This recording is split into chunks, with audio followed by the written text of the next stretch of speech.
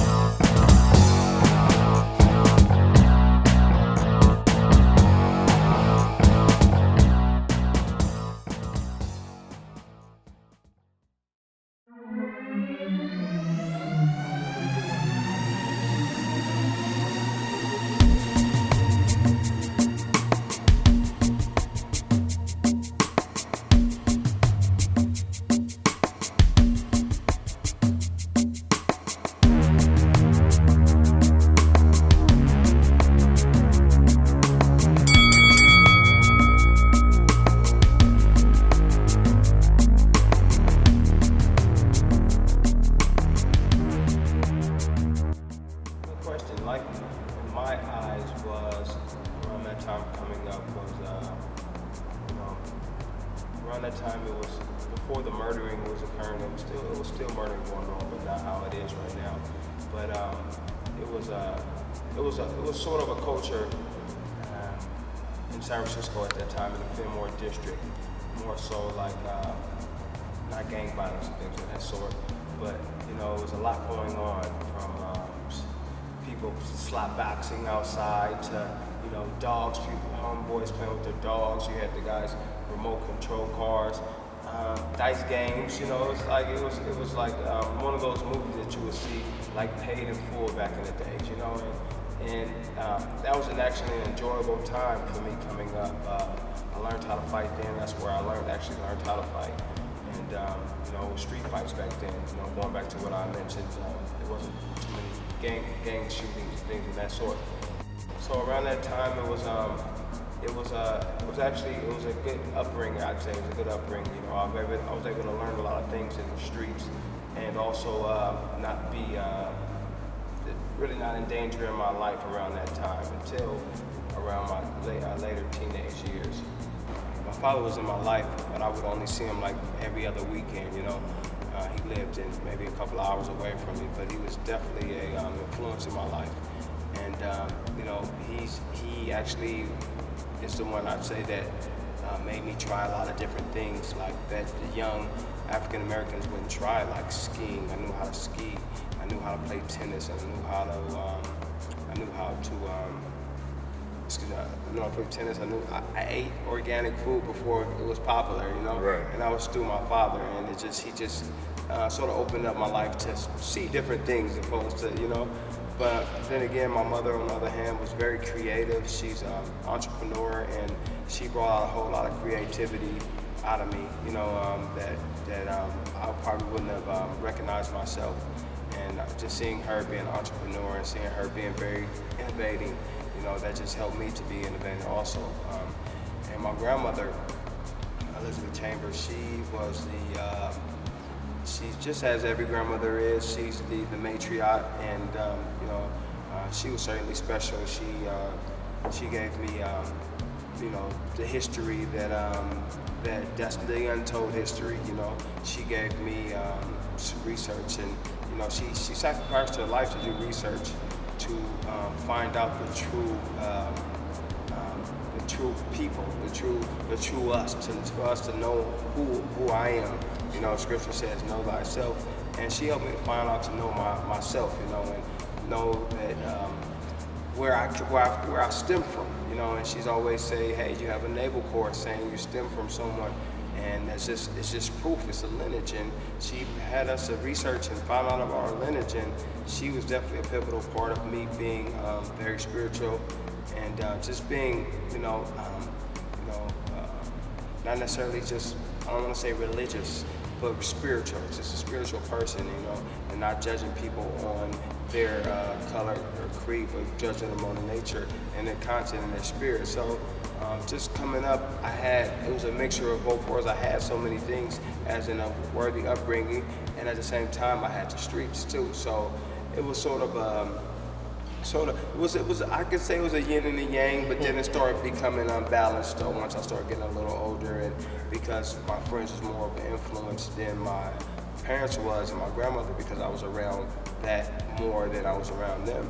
And you know, I've never deterred off to do anything heinous or evil, but I was in the streets. I was a young street dude. I was doing things that a bay boy would be doing, you know what I mean? He's carrying a strap and, you know what I mean, getting money how you can, you know what I mean? And anyhow, that's how life was for me around that time in San Francisco.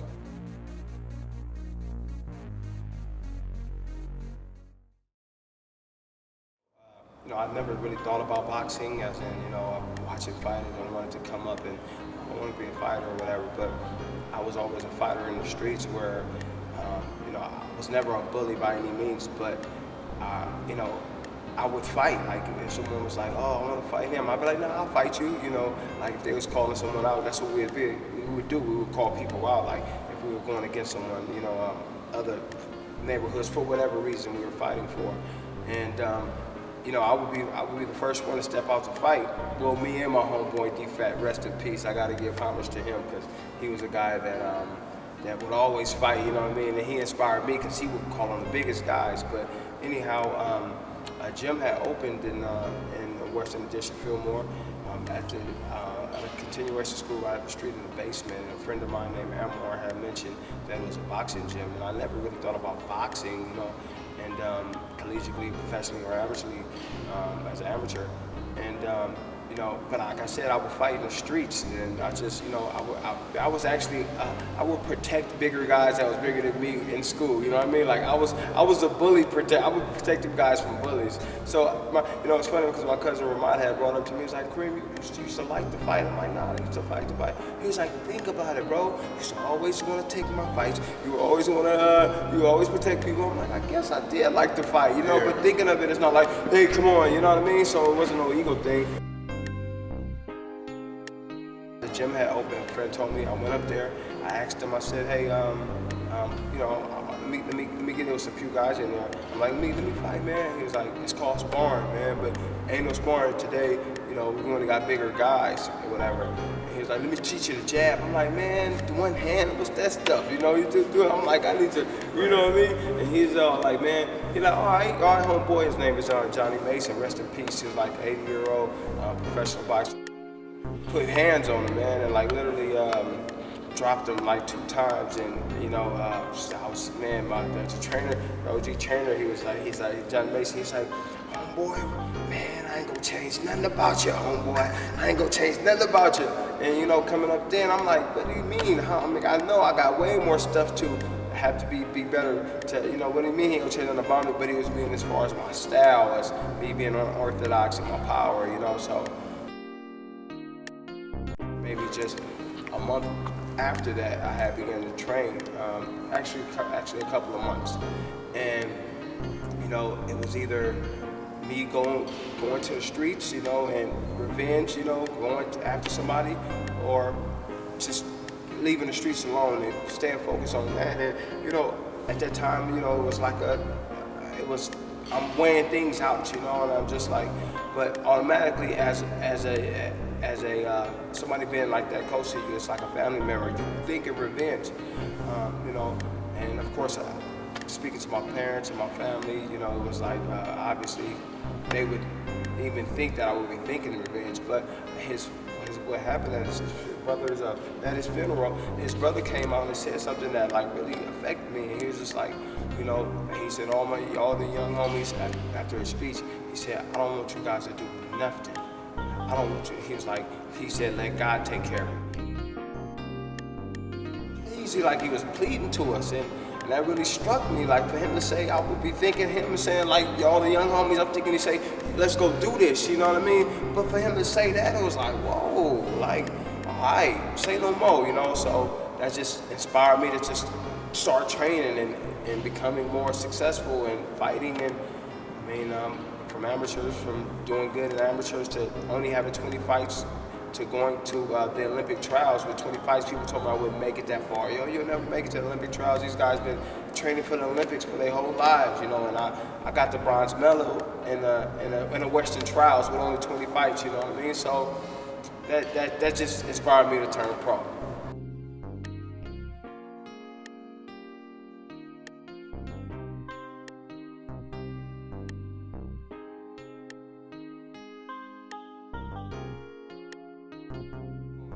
The build up to that actually fight was it was large, you know, because I had fought the guy one time, and he won the fight, very close decision. Even though I thought I won it, but he had won, and then I fought him another time and beat him. So then it was 1-1, and then so the next fight was my last amateur fight ever, and it was for the Golden Gloves, and that was like we was meeting up, and it was like and everybody knew about me and him. We was the hitters coming up in Northern California, so.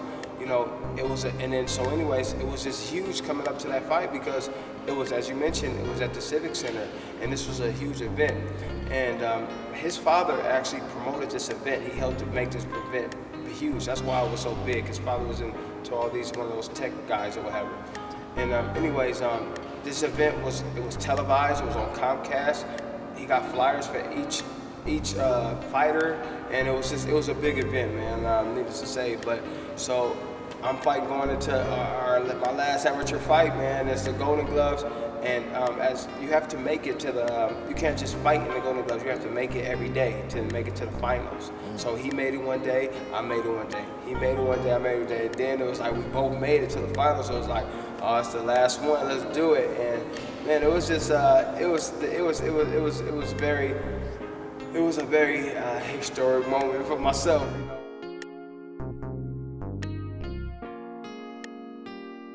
Fought the fight, man, and shined out, man.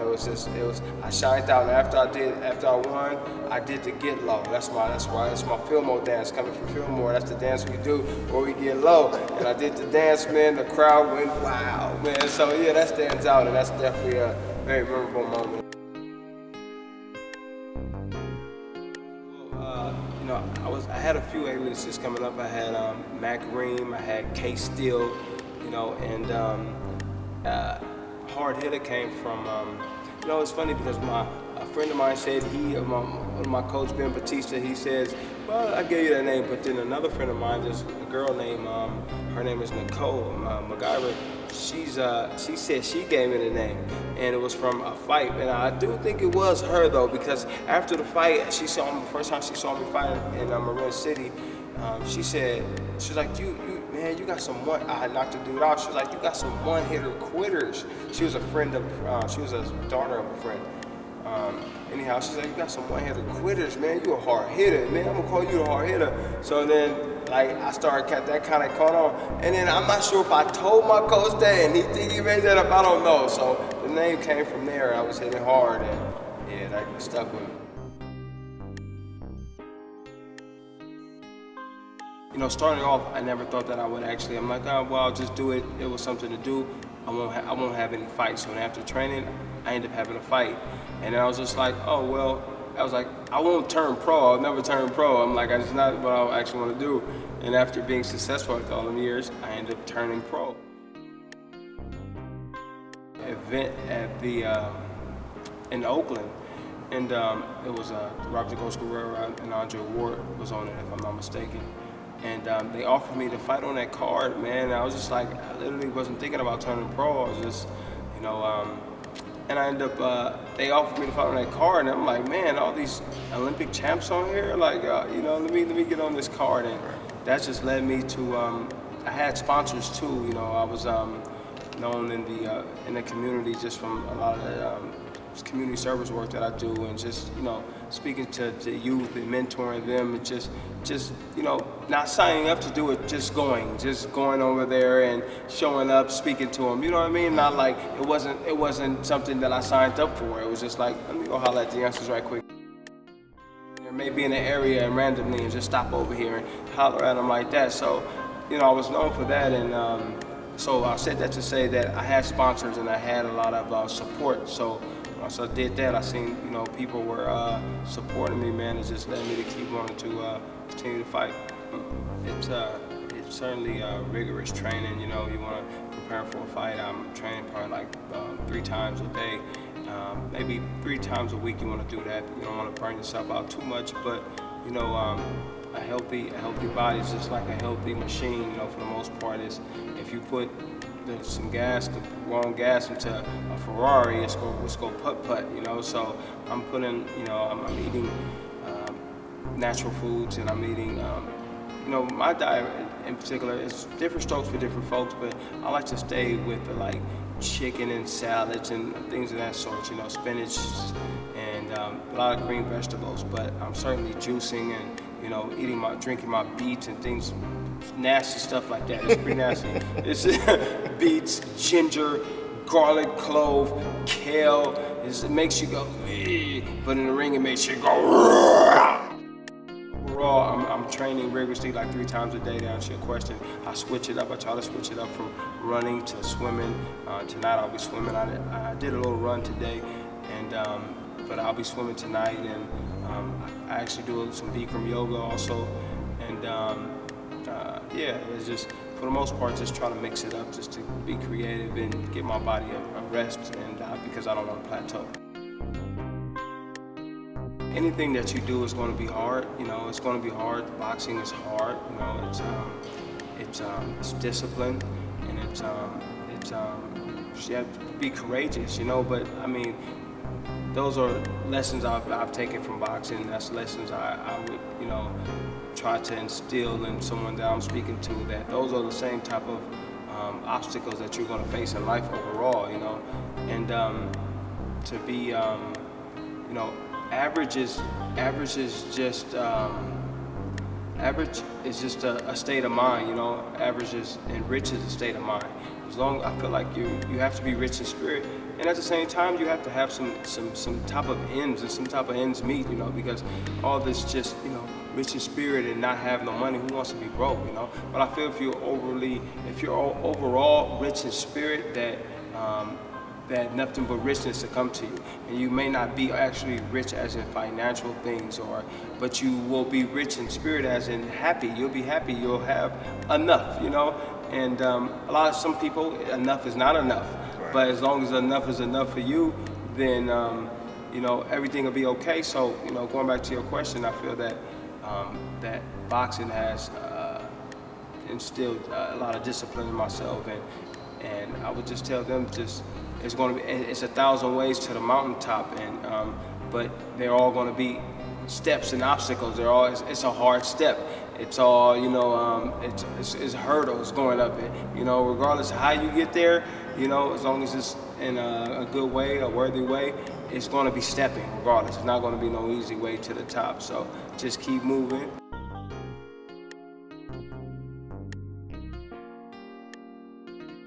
Well, with Floyd, you know, that was a while ago, and he had mentioned that he ended up fighting Andre Berto, and you know, I actually went to his house shortly after that fight. It was the first time there, and I was just like, you know, what happened? What was going on at that fight? And he just said that he was like, man, the powers to be felt that the people that's in that Andre Berto, because he was a bigger name at that time, will bring more people to Vegas. So the powers that be, maybe that's Vegas. I'm sure that is Vegas. You know, he was like, so.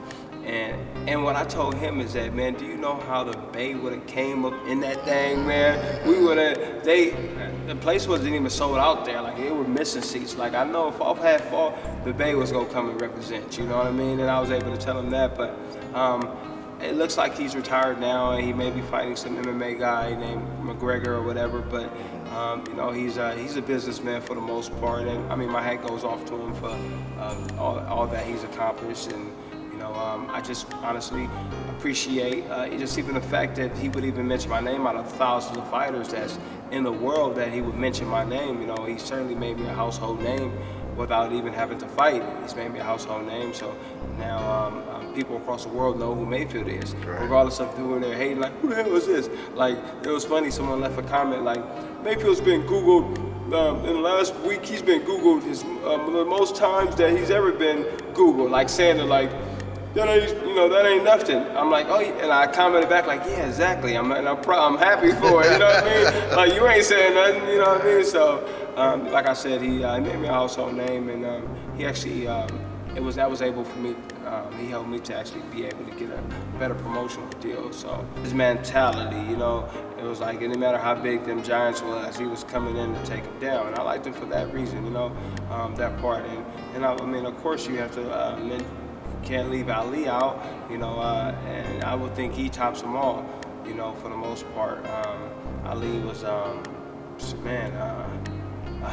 humanitarian, Ali was he was an inspiration to everybody. Whatever race, creed, or color you were, he was inspiration. He was very charismatic. He was, and he could walk down the street by himself, without worry about anything, and he could, to be a person of that magnitude, to be able to walk down the street still. That says a whole lot about who you are, and how much humility you have to even for people to even feel that way, and I'm not taking anything away from Mayweather at all. And it's just that I know Floyd couldn't walk down the street by himself, and I feel that overall, I know that Ali is known way more than Floyd, way more, and Floyd is known for sure, but Ali is way more. So he certainly inspired me just to, he just showed you how to be not only a champion, man, but just a champion in the ring, but to be a champion in life, to be a champion husband to your wife, to be a champion wife to your husband, be a champion brother to your sister, to be a champion in whatever you do, and just champion over situations, beat that situation. That makes you a champion. You won, you know what I mean? You overcome a situation, you champion that situation. You overcome an argument where you didn't get in a fight, you actually championed that situation. So it's just to show you how to be a champion in life overall. What makes a good fighter is first of all, will overall. It's all about will,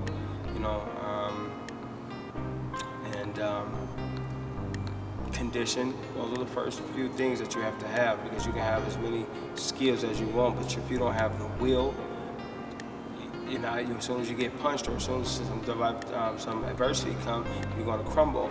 And you can have slickness, but if you don't have the condition, fatigue makes a coward out of every man. So if you're tired, you can be as pretty as you want until you get tired. Now let me see what you do after these few rounds. Let me see, you feel me? You was just dancing around all pretty, twirling around.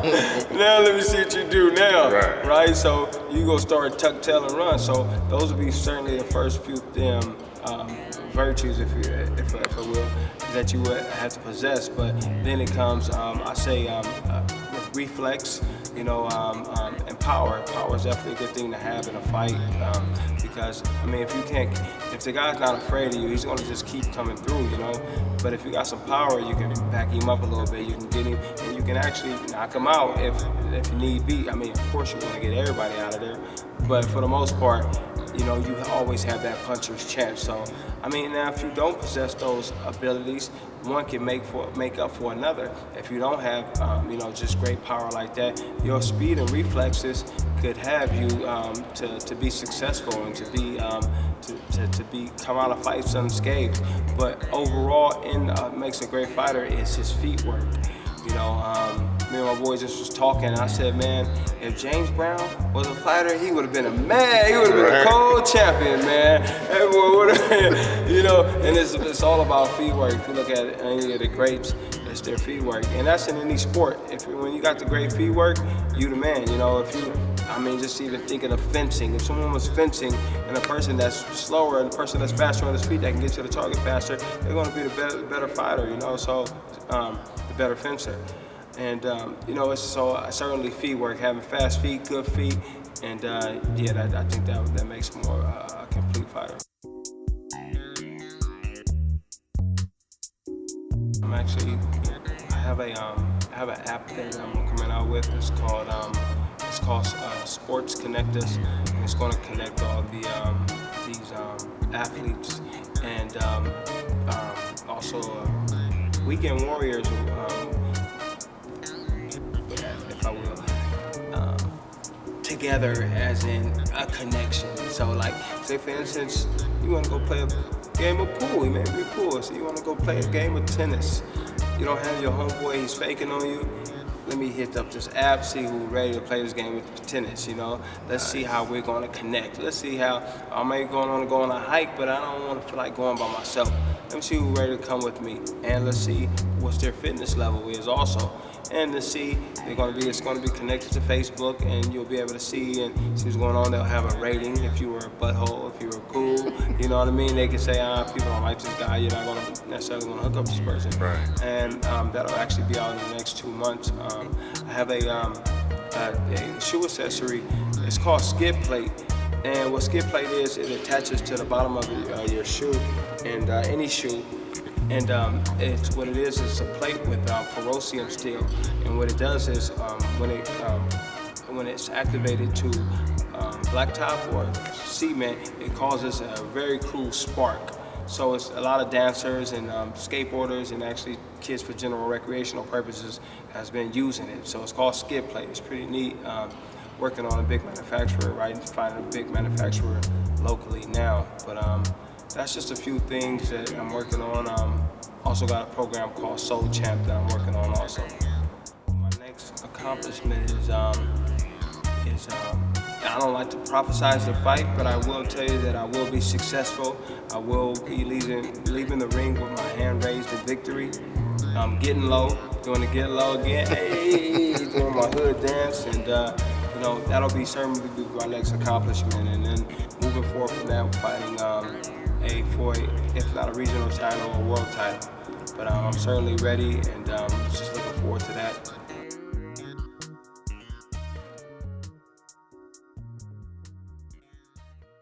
It's called Save Our Seeds, and it's all about the seeds. You have to, what I could offer to them is planting their seed. And once you plant the seed, it has to be nourished. It has to be attended to often. Once we plant a seed, once we have an idea, a seed is an idea.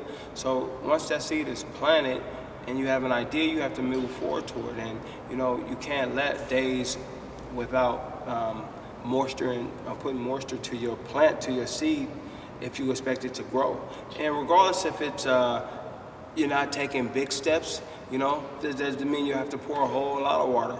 But make sure you give it a little sprinkle to that seed for it to grow. And on the strength that, that it's all type of soils that maybe that your seed can grow on, but a particular soil helps that seed to grow better. So the soil that you want to be in is certainly a foundation of alike people that's growing with you. You can't be in soil. Yeah, soil is hard to grow in concrete. Things is hard to grow in concrete. Some tamaros may come out, but that's very often. So don't try to even be that rose. Be that flower bed that's growing plenty of roses. That's soil, and I'm saying is to be in a place where alike minds are the same as the soil that you see people growing, and that's being somewhere that you should be and not somewhere that you shouldn't be. So grow, be in a pottery plant thing where you're freaking growing, opposed to like hoping that you're going to be that one flower, that rose coming out of the concrete, like Tupac say.